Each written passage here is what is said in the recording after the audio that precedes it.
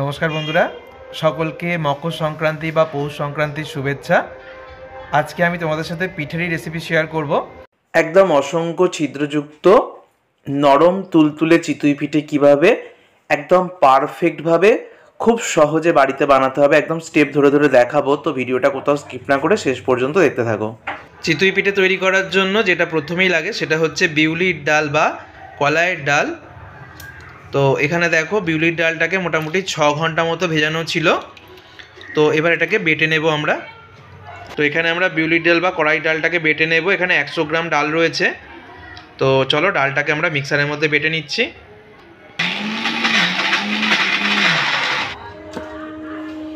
তো এখানে আমাদের ডাল বেটে নেওয়া হয়ে গেছে। তো দেখো ডালটাকে একদম মিহি করে বেটে নেওয়া হয়েছে। তো চিতই পিঠে তৈরি করার জন্য এখানে চালের গুঁড়ি নেওয়া হয়েছে, সিদ্ধ চালের গুঁড়ি। তো বাটি মাপ করে নেওয়া হবে।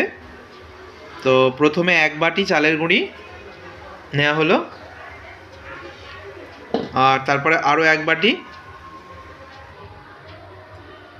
মোট 3 বাটি এখানে আমরা চালের গুঁড়ি দিলাম। এবার যে ডাল বাটাটা এটা দিয়ে দিচ্ছি, বিউলির ডাল বাটা। এখানে 1 বাটির থেকে একটু কম পরিমাণ নারকেল দিয়ে দেওয়া হচ্ছে। এটা হচ্ছে নারকেল ডেসিকেটেড কোকোনাট পাউডার, যেটা অনলাইনে পাওয়া যায়। তোমরা ফ্রেশ নারকেল করাও দিতে পারো। সবশেষে দেওয়া হচ্ছে স্বাদ মতো লবণ। এখানে আমি আরও একটা জিনিস বলে দিচ্ছি, এখানে তোমরা চাইলে গুঁড়ো দুধও দিতে পারো, 2 চামচ গুঁড়ো দুধ অ্যাড করতে পারো। আমরা কিন্তু কোনো রকম দুধের ব্যবহার করছি না। তো খুব ভালো করে সমস্ত উপকরণগুলোকে আগে মিশিয়ে নিতে হবে। ডাল বাটা দিয়েই সমস্ত কিছুকে আগে মেখে নেওয়া হচ্ছে, তারপর আমরা গরম জল দিয়ে ব্যাটারটা তৈরি করব।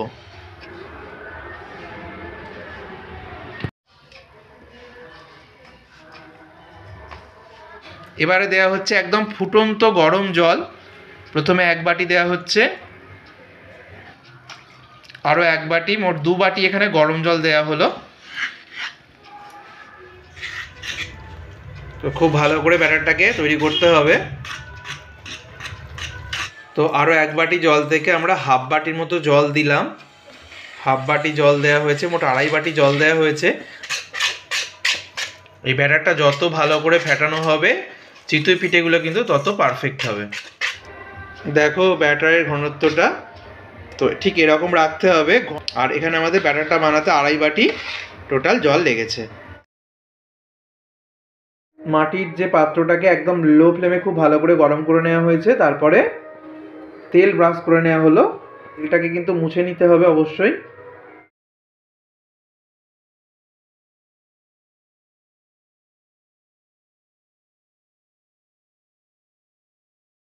তো 1 হাতা ব্যাটার আমরা দিয়েছিলাম, আর 2 মিনিট পর আমরা দেখাচ্ছি খুলে।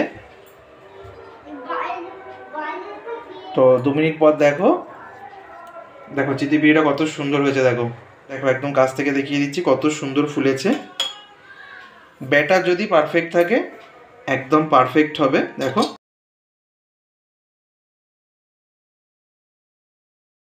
সুন্দর মাঝখানটা ফুলে উঠেছে। তো এবার এটাকে তুলে নিলাম আমরা।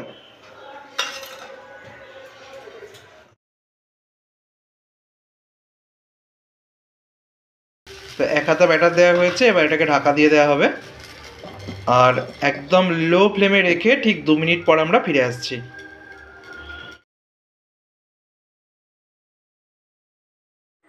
তো এখানে মাটির পাত্রে হচ্ছে বন্ধুরা, আর এখানে দেখো কড়াইতে হচ্ছে, মানে দুভাবেই করা হচ্ছে। তো কড়াতে কিভাবে করতে হবে সেটা তো আমি তোমাদের সাথে দেখিয়েছিলাম। একটু মোটা সিলভারের কড়াই নেবে।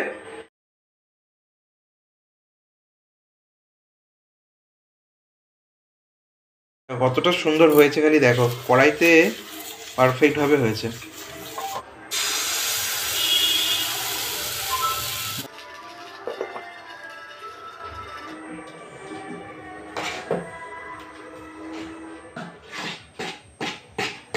তো এইভাবে মাটির পিঠেখুলি এবং রান্নার কড়াইতে আমি সমস্ত চিতই পিঠেগুলো বানিয়ে নিয়েছি।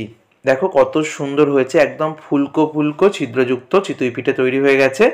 ব্যাটার যদি পারফেক্ট করা যায় ঠিক যেভাবে দেখিয়েছি, তাহলে কিন্তু প্রত্যেকটা চিতই পিঠে হবে একদম নরম তুলোর মতো। দেখো কত সুন্দর হয়েছে ভিতরে। আজকে মা যেভাবে চিতই পিঠে তৈরি করে দেখালো, আশা করছি ঠিক এইভাবে তৈরি করলে তোমাদেরও একদম পারফেক্ট তৈরি হবে। ভিডিওটা ভালো লাগলে বন্ধুদের মধ্যে অনেক শেয়ার করো। সকলে সুস্থ থেকো, ধন্যবাদ।